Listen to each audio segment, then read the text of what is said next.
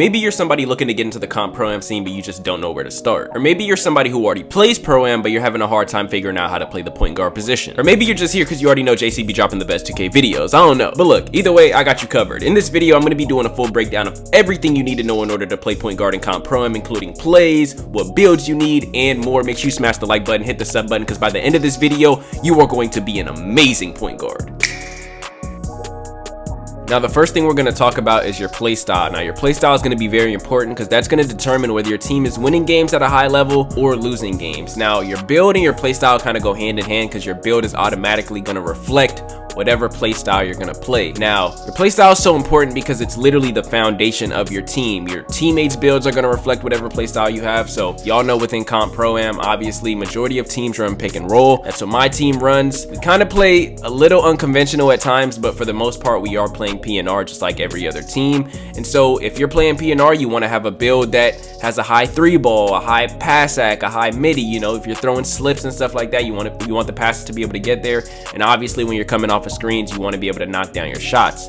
That's going to be very important. So your build is going to reflect that play style. Also, if you guys want to see what build I'm using in these clips, make sure you go watch my last build video. Build video is absolutely crazy. But yeah, if you're playing 5 out like a team like Joe knows, you might want to have a bigger build and you want to have more dunk on that build. A little bit of 3-ball, so you know, at times when the defense is sagging off, you can hop back, shoot the 3 or whatever it is. You want to still have a high pass act for that play style as well, but it just depends on whatever you're going to be playing. Another thing to note with the play style is you want to make sure the people you have around you fit within that play style, and you as well. You got to look at yourself. Like, some people are not built to play a pick and roll, you know, play style. Some people are more built for a 5-out play style where, you know, they can get up on that rim and dunk and everything like that. You might not be as skilled with the sticks and you're not trying to really go behind screens and stuff like that. Maybe you're more of an intellectual, you know, high IQ player like Joe knows, to where he's picking people apart on the court, and you know, that's easier to do within 5-out. So honestly, it just depends on you. You want to make sure your teammates as well can fit within the play style, because not everybody wants to play 5-out. Not everybody wants to sit in the corner and do all that stuff. So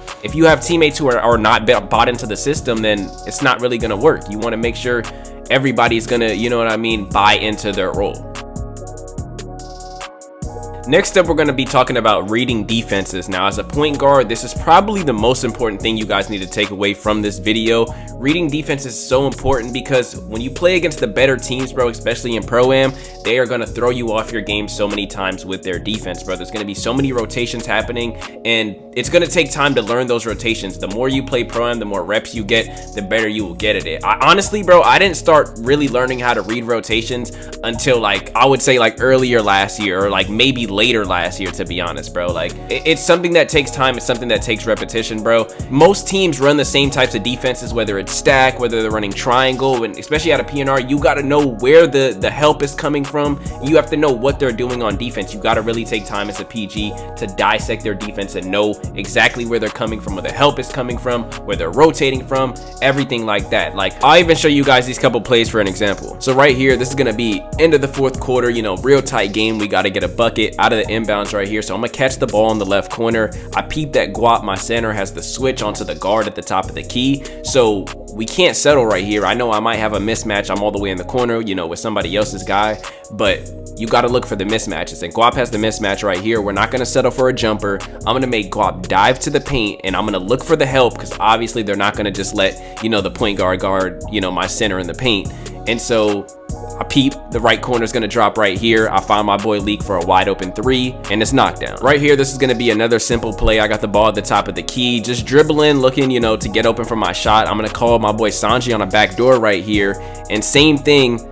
The corner's not going to just watch Sanji have this backdoor cut right here. You know what I mean? So he has to choose, you know, am I going to give up this easy 2? And most of the time, bro, you can catch the corner slipping, bro, because they're not expecting this to be the pass at all. That's another thing about reading the defense. You want to make a lot of passes that the defense is just not going to expect.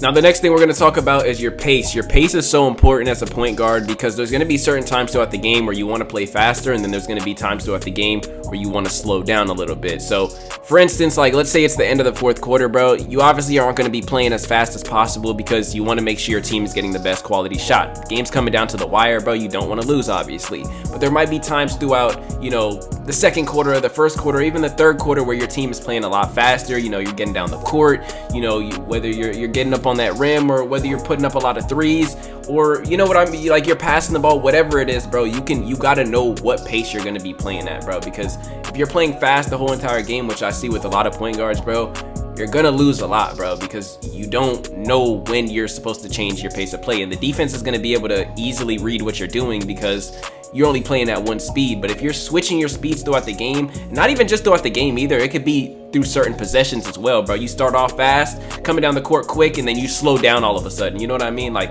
y'all watch Luka play in real life. It's basically like that, bro. Like, he's not always playing fast. He's playing slow a lot of times, bro. But you just gotta know when to pick up your speed and when to slow down.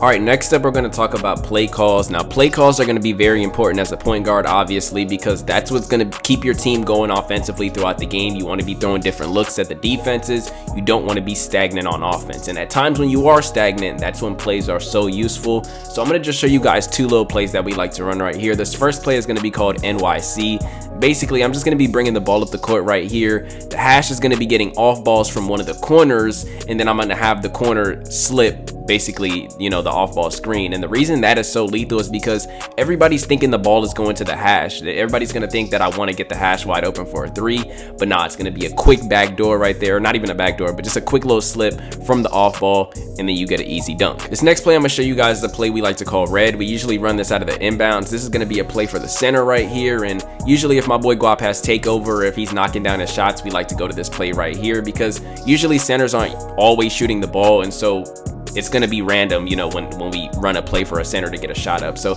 basically, I'm going to be dribbling the ball.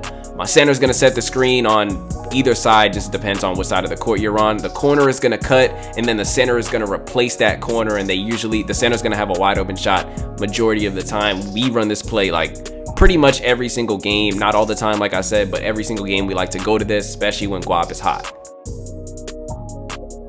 Involving your teammates. Now this is so key right here. I could have really like put the last two segments together because when you run plays and stuff like that and you're calling plays and all that, that keeps your team very involved into the game, especially for your center and for your lock and for your swing, for your hash. Obviously, when they don't have the ball all the time, it can get very easy to not focus on the game. So you want to make sure they're involved into the game, make them feel like, you know what I mean, like they actually have a role on the team. That's very important as a point guard. You want to do that to keep your team focused. Now, you have no idea how many times like Guap will just be like, yo, JC, run red, just because he wants to get a shot up, bro. You know what I mean? And so I'm gonna listen to my teammates because I want him to stay involved. I want him to be locked into the game. So it's just little stuff like that, bro. Keeping your team involved, making sure everybody's touching the ball, everybody's getting their shots up. Of course, there's going to be times where you got to be aggressive, but just making sure everybody's getting a fair share of shots keeps the team involved, keeps everybody happy.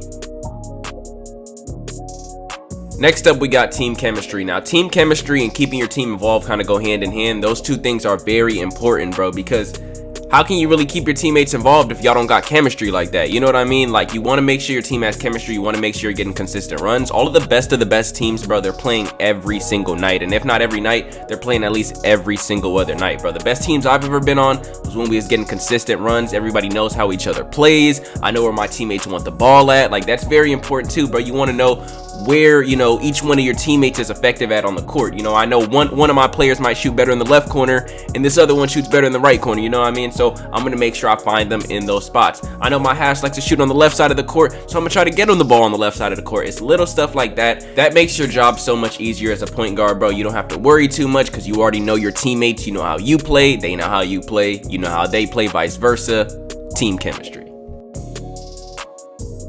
Staying up to date. Now, this is going to be so important as a point guard because out of everybody on your team, to be honest, besides your hash, like, you have to be constantly getting better at the game. You can't be stagnant because other comp PGs in the Pro-Am scene, they're getting better every single day. They're always getting runs in, and even when they're not playing Pro-Am, whether it's playing Rec or whatever it is, but they're getting runs in, they're constantly getting better, bro. The game is always updating. There's always new animations that's better than the last ones. There's always new jumpers that's better than the last one. So you want to make sure you're always staying up to date with animations, with jump shots, labbing up, improving your dribble moves, like whatever it's going to take for you to improve your overall game just to benefit your team.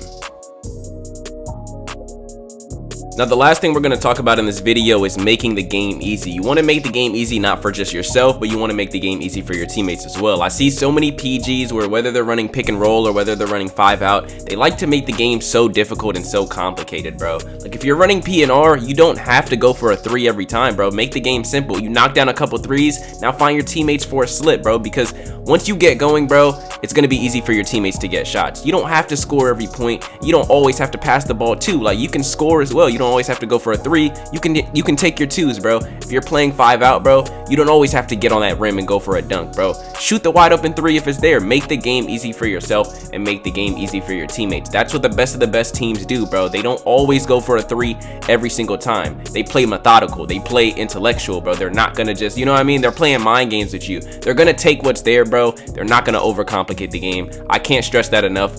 Make the game easy. I think that's pretty much gonna wrap up this video. By now, bro, y'all should be as good as me, bro, or any comp PG. Like, y'all gonna be straight after y'all watch this whole entire video. But I appreciate y'all for tuning in again, bro. Make sure y'all drop a like, hit the sub button as well. We're on the road to 100K, bro. 100K. Y'all get the job done. I'm gonna catch y'all on the next one. Peace.